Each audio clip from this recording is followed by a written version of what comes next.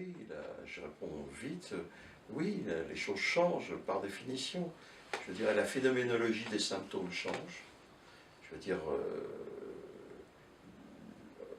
il y a un film qui est paru à Paris là, il y a quelque temps sur les hystériques de Charcot.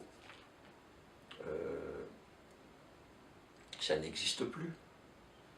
Pourquoi? Parce qu'évidemment, je dirais, comme on disait tout à l'heure, le statut de la femme a changé, l'expression donc de la souffrance, l'expression je dirais, d'une revendication féminine ne se présente plus de la même façon.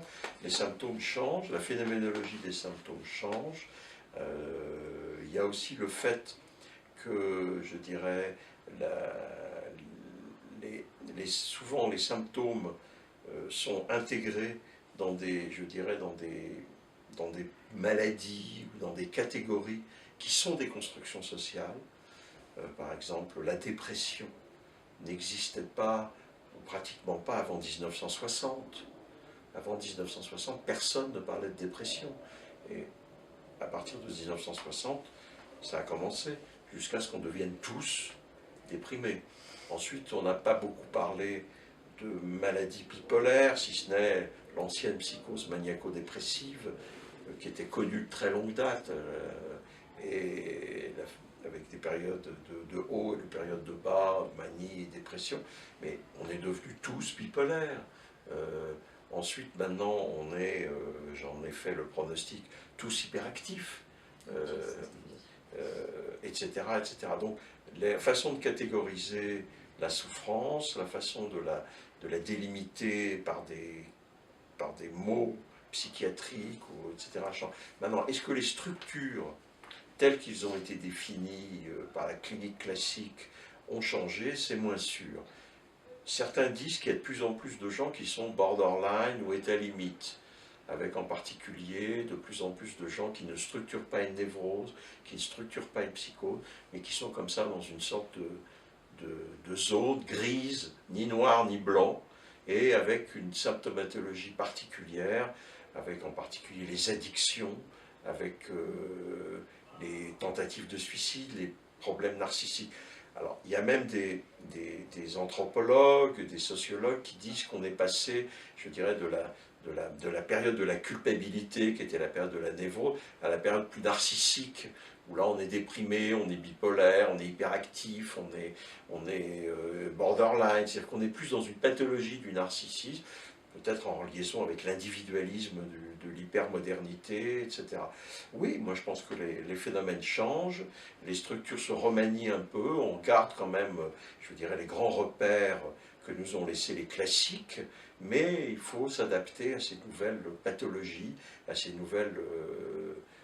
nouveaux symptômes qui sont finalement... Freud s'est toujours intéressé à l'anthropologie, hein. Il a toujours cherché dans l'anthropologie je dirais, des explications, des repères, et je pense qu'il faut continuer dans cette voie. Et l'anthropologie, je dirais maintenant, la société hypermoderne n'est pas la même que la société moderne, qui elle-même n'est peut-être pas la même que la société classique, etc. Alors ça, je pense que c'est un impact sur la manière dont on exprime sa souffrance et dont on s'organise psychiquement, indiscutablement. Moi, c'est mon sentiment. Ça ne veut pas dire qu'il faut être tout le temps up-to-date et chercher les dernières trouvailles, mais quand même, il faut s'adapter à la demande sociale aussi qui change et qui crée des souffrances nouvelles, en particulier au travail, en particulier les exigences académiques, etc. Ça crée des nouvelles souffrances et ça crée des nouvelles formes, je dirais, de phénoménologiquement de symptômes. Mais bon, je dirais, c'est le cours de la vie, le cours de l'histoire, et on est... écoutez, dans le film là, dont je parlais tout à l'heure, de Charcot, il y a quand même un moment où c'est incroyable. Il provoque les crises d'hystérie chez les patientes, il les provoque, et c'est un parterre, il n'y a que des hommes, tous avec un nœud papillon, une cravate, barbus, enfin des professeurs de médecine qui sont tous là, Et lui, il est là, il veut montrer comment se déclenche une crise d'hystérie. Et cette femme, qui est donc sa patiente, avec laquelle il y a une histoire de transfert amour, appelons ça comme ça, qu'est-ce qu'elle fait devant tous ces hommes? Elle fait une crise d'hystérie. Mais c'est quoi cette crise d'hystérie? Elle se masturbe. Elle se masturbe devant, à partir de 50 hommes, qui disent rien, qui regardent ça comme si c'était une pathologie, et après elle se réveille de sa crise, etc. Et qu'est-ce qu'ils font? Ils applaudissent. Ils applaudissent le professeur Charcot, qui a déclenché ça. Et quand vous voyez, maintenant, à notre époque, c'est impensable. Mais c'était ça, voilà, c'était une crise d'hystérie. Et en fait, c'était quoi? C'était au fond la question de la protestation de la jouissance féminine, qui était interdite, qui était réprimée, qui était dévalorisée. Et évidemment, elle envoie ça à la figure de ces professeurs de médecine qui se prennent pour des maîtres, pour des scientifiques. Et ça n'a pas beaucoup changé. Ça n'a pas beaucoup changé. Simplement, l'expression maintenant est différente. Voilà. Merci. Oui, enfin, il faut quand même... ça, c'est l'expression, effectivement, qui est tout à fait différente. Mais dans les maladies mentales, le découpage aussi, c'est ce que tu as dit, c'est des constructions sociales, donc le découpage est très différent. Donc comment comparer des choses qui sont incomparables? C'est-à-dire, on dit par exemple les autistes augmentent, mais on a en fait inclus les anciennes psychoses infantiles dans les troubles du spectre autistique. Donc on ne peut pas s'y retrouver, c'est pas comptabilisé de la même manière. Bon, les troubles bipolaires, on ne fait plus la différence entre les troubles bipolaires, entre ce qu'on disait les troubles de l'humeur névrotique et les troubles de l'humeur psychotique. Comme ça, c'est peu opposé de cette manière-là, on a du mal à s'y retrouver, donc ça fait un continuum qui, en fait, pour les anciens, n'existait pas. On cherchait quand même dans les troubles bipolaires 1, donc la psychose maniaco-dépressive, on cherchait les manifestations psychotiques dès le début. Donc tout ça, c'est très modifié selon, effectivement, ce qu'on pense. Donc la manière dont on construit les choses. Donc c'est compliqué. Les addictions, par exemple. Les addictions, on dit dans les addictions, il y a des addictions avec objet, des addictions sans objet. Alors les addictions sans objet, c'est les addictions qui sont par exemple au monde vidéo, à Internet, donc au sexe. Un produit plutôt, c'est un objet quand même. Oui, au produit qui modifiait. Le produit, c'est quelque chose qui modifiait le corps, comme l'alcool, comme le cannabis et tout ça. Mais en fait, c'est très curieux parce que l'alcool, par exemple, moi j'étais élevée en Bourgogne, donc dans une région où le vin faisait partie du quotidien. Et en fait, j'ai entendu des gens, j'étais étrangère, mon père était là pour un temps, mais je suis arrivée très jeune et les mères disaient qu'il faut mettre de l'alcool dans le biberon pour que les enfants se renforcent. Donc c'était boire du vin tous les jours, c'était la norme. Alors que maintenant, c'est considéré comme quelque chose qui ne veut pas de soi. Bon, le cannabis, on a vu l'introduction du cannabis en France autour des années 60-70. Et effectivement, maintenant, beaucoup de jeunes consomment le cannabis, un joint pour s'endormir. Ça leur paraît normal. Alors que de notre époque, c'était quand même considéré comme extraordinaire. Et donc, c'était en plus illicite. Donc, il y avait un rapport qui n'était pas du tout le même que les jeunes de maintenant. C'est toujours illicite en France, mais comme il y a d'autres pays pour qui c'est une drogue licite, le cannabis, ça banalise dans l'esprit des gens. Si c'est permis ailleurs, c'est donc c'est possible. Donc c'est là qu'on voit que pour faire une comparaison, c'est compliqué, puisque les diagnostics, les catégories diagnostiques bougent, et qu'en plus, il y a effectivement dans la névrose, selon... par exemple, le statut de la femme, évidemment, les manifestations ne sont pas du tout les mêmes. Donc, pour faire des comparaisons, c'est compliqué.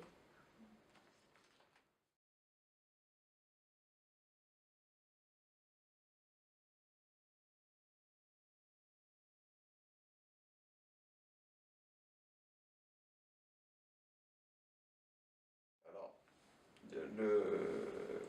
la grande différence entre la clinique psychiatrique et la clinique psychanalytique, c'est la suivante. Dans la clinique psychiatrique, même quand elle est, je dirais, pratiquée par un psychanalyste, par un psychologue clinicien psychanalyste, mais qui fait de la psychiatrie, ou par un psychiatre psychanalyste, mais qui fait de la psychiatrie, quand on fait de la clinique psychiatrique, on se réfère toujours, qu'on le veuille ou non, à une fiction qui est l'homme normal. C'est-à-dire l'homme qui aurait une personnalité normale, l'homme qui aurait un minimum de symptômes. Il y a toujours cette référence dans toute la clinique psychiatrique à l'homme normal, c'est-à-dire au fond à une fiction, à l'homme qui n'existe pas. Parce que l'homme normal est indéfinissable, il est par ailleurs, je dirais, variable. Les critères pour définir la normalité sont variables d'une époque à l'autre, on en parlait à l'instant, sont variables également d'une région à une autre, d'un pays à un autre, peut-être pas entre des pays comme les pays européens, où c'est la même culture globalement depuis des siècles, mais entre, je dirais, des pays africains, des pays asiatiques, des pays plus lointains, il y a des normes culturelles très importantes qui ne sont pas les mêmes que les normes culturelles en Europe. Donc l'homme normal, mais toute la clinique psychiatrique se réfère par rapport à ça. C'est-à-dire qu'on définit quelque chose qui est la norme et on décide qu'un tel comportement n'est pas dans la norme ou dépasse, je dirais, les limites de la norme. On considère que tel type de personnalité ou tel type de réaction n'est pas dans la norme, sans jamais pouvoir définir la norme. Mais c'est la référence quand même, c'est comme une référence, là aussi c'est une référence fantôme, c'est-à-dire elle est indéfinissable, j'ai jamais vu quiconque qui puisse donner une définition de la norme, mais elle est tout le temps présente. Dans la clinique psychanalytique, on n'aborde pas les choses à partir de la norme.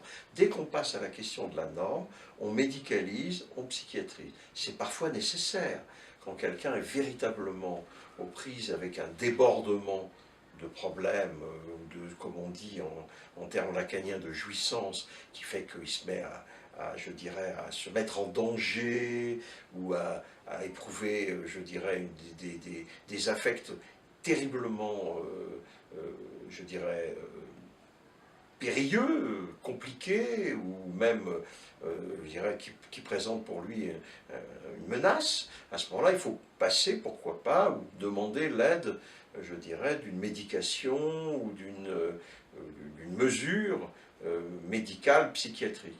Mais dans le cours normal d'une cure psychanalytique, on ne se réfère pas à l'homme normal, on se réfère à la façon dont le sujet organise son désir. C'est ça la façon dont il organise son désir, la façon dont il cherche à organiser son désir, la façon dont il ne peut pas organiser son désir, qui ne peut pas réaliser son désir, c'est ça qui constitue, je dirais, le point de référence dans la cure psychanalytique et dans la clinique psychanalytique. Et c'est pour ça que c'est important de faire la différence entre les névroses et les psychoses, parce que dans les névroses, il y a une organisation du désir, en particulier autour de la question phallique, qui n'est pas la même dans les psychoses, et en particulier, par exemple, dans les psychoses, il n'y a pas la référence à ce qu'on appelle le sujet supposé savoir. Il y a la référence plutôt à quelque chose comme tu le disais, d'un étayage, ou d'un nom du père, je ne sais pas, appelez-le comme vous voulez, c'est pas la même chose. Donc le désir n'est pas organisé de la même façon, et du coup, c'est ça qui compte. Et à partir de cette organisation du désir, il y a des psychotiques qui vont bien, et d'autres qui ne vont pas bien. Et le psychanalyste a pour tâche d'aider les gens à trouver la voie où ils peuvent organiser leurs désirs et réaliser quand même leurs désirs en fonction de la façon dont ils l'ont pu l'organiser dans leur structure psychique. Ça n'a rien à voir avec une norme, c'est pas la même chose. Et dès qu'on passe à la norme, on passe à la psychiatrie. Souvent on disait que la différence entre la psychanalyse et la psychiatrie, c'est qu'on demande, le sujet demande une cure psychanalytique, alors que dans la psychiatrie, ça lui est imposé. Lui est imposé par les parents, par les voisins, la police, le médecin. Bon, c'est vrai aussi, mais c'est pas suffisant. Je pense que la clinique psychiatrique se réfère à une norme et que la clinique psychanalytique se réfère alors plutôt à l'organisation du désir. Et que dans l'organisation du désir, il n'y a pas les gens normaux, il n'y a pas une façon normale d'organiser son désir. Il y a différentes manières singulières d'organiser son désir. Alors on a des grands groupes qui sont les névroses et les psychoses, mais à l'intérieur de ces grands groupes, chacun se débrouille comme il peut, et chacun a son histoire propre et organise son désir comme il peut. Voilà, pour moi c'est ça la réponse que je donnerais à cette question, qui est quand même difficile, parce que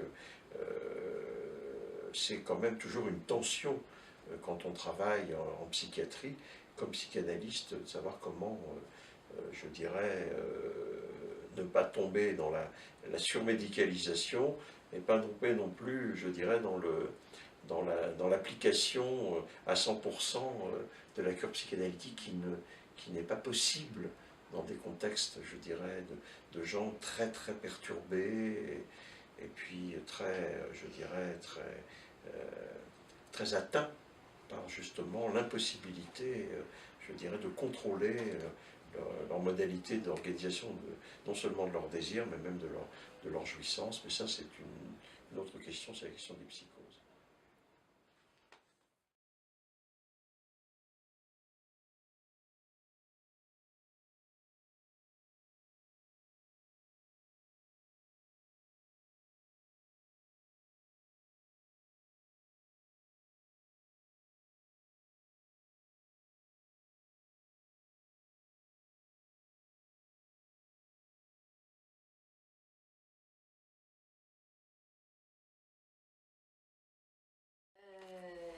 D'abord, historiquement, je ne sais pas s'il y a plus de conflits armés maintenant qu'avant, parce que si on se réfère, ne serait-ce qu'à l'histoire de la Première Guerre mondiale et de la Deuxième Guerre mondiale, qui fait elle-même référence à ce qui s'est passé avant, on s'aperçoit qu'au contraire, on a eu une période en Europe de paix relative qui n'avait pas vraiment existé si on prend l'histoire au niveau de l'Europe.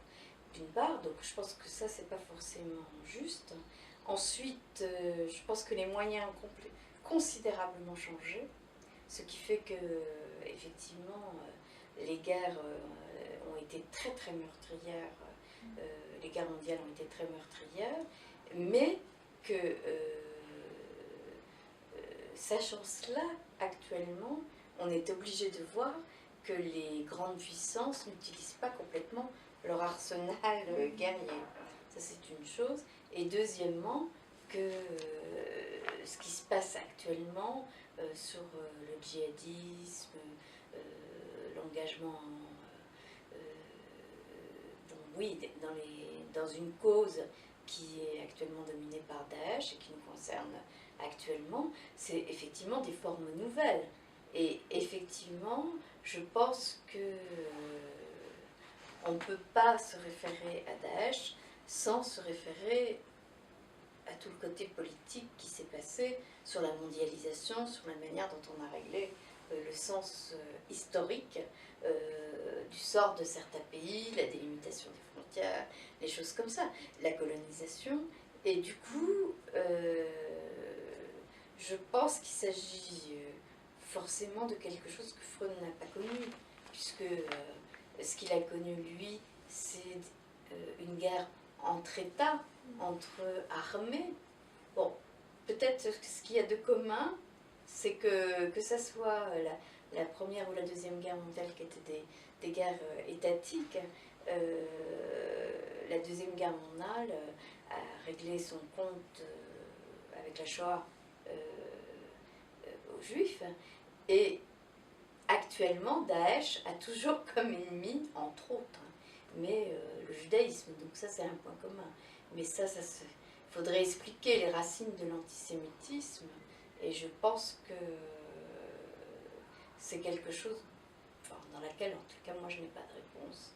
Si ce n'est de penser que c'est aussi, historiquement, il faudrait reprendre ce qui s'est passé au niveau de la création des trois monothéismes. Enfin, il faut remonter très loin pour expliquer ce genre de choses.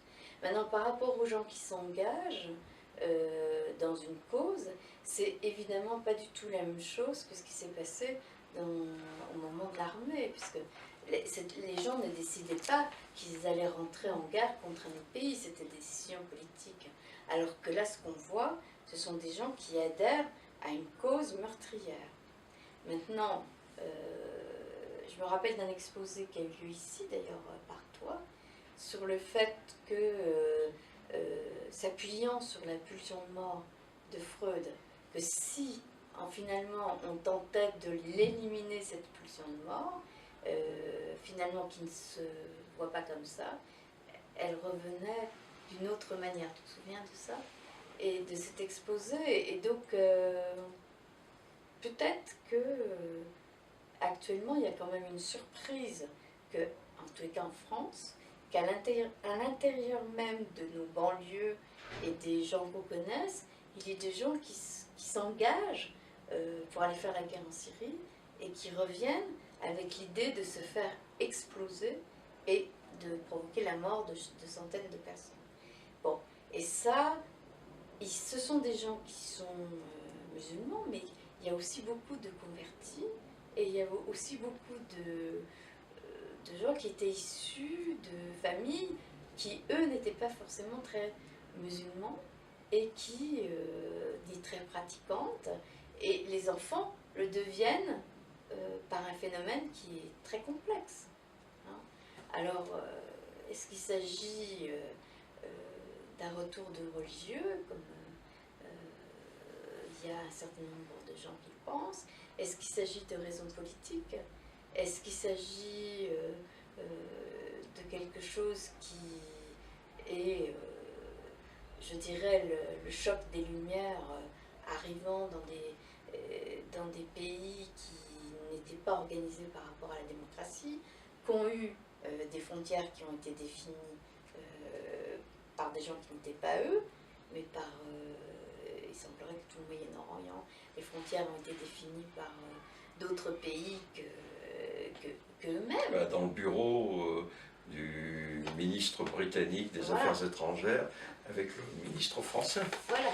Donc toutes ces choses-là, en fait, sont complexes. Et on peut... Freud, lui, il n'a pas connu ces moments-là, mais par contre, il a quand même identifié quelque chose qui s'appelle la pulsion de mort, et qui est quelque chose qui, certainement, font que dans certaines circonstances très différentes, on aboutit à des choses pareilles, comme ce qui vient de se passer à Paris. Enfin, nous, on a été très très touchés par ce qui s'est passé, les attentats, dans l'année 2015, et on nous dit qu'il y en aura d'autres à Paris, et c'est vrai que on n'arrête pas de nous le dire, et c'est vrai que c'est quelque chose qui nous travaille en ce moment. Maintenant, c'est pas les mêmes formes, si ce n'est de penser que dans l'humanité, la pulsion de mort s'exerce n'importe comment, hein, n'importe comment, qu'elle fait partie de nous, de l'humanité, hein, et donc elle prend des formes différentes, mais qu'elle est là. En tous les cas, c'est très complexe, et quand on est au milieu de tout ça, pour essayer de penser les choses, Espace Analytique a fait ces dernières journées sur le fait religieux, et on a dû faire appel à des gens qui n'étaient pas uniquement psychanalystes pour confronter des idées avec des sociologues, avec des gens qui ont une autre... Gilles Kepel a été invité aussi, qui est une vision historique aussi sur le djihadisme, la montée... Tout ça, on ne peut pas fonctionner qu'avec nos propres catégories, je pense. Il faut qu'on élargisse. Voilà.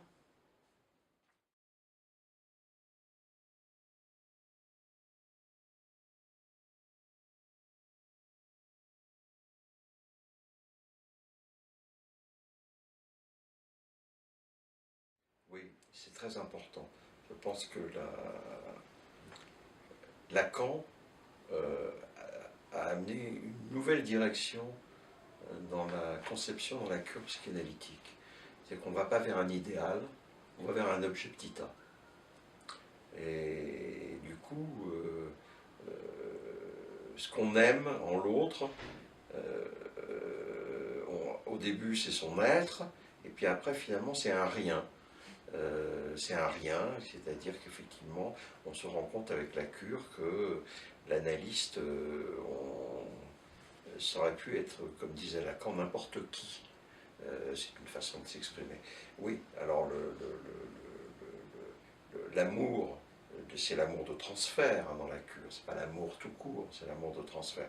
Et cet amour de transfert, il est, je dirais, dirigé dans la cure jusqu'à ce qu'il s'épuise et qu'il soit, je dirais, et cet épuisement, c'est justement d'aller vers l'objet petit a, c'est-à-dire vers quelque chose qui est une chute, vers quelque chose qui est un reste, qui est un déchet, mais qui n'est en aucun cas un idéal. Et ça rejoint ce que disait Dominique là à l'instant.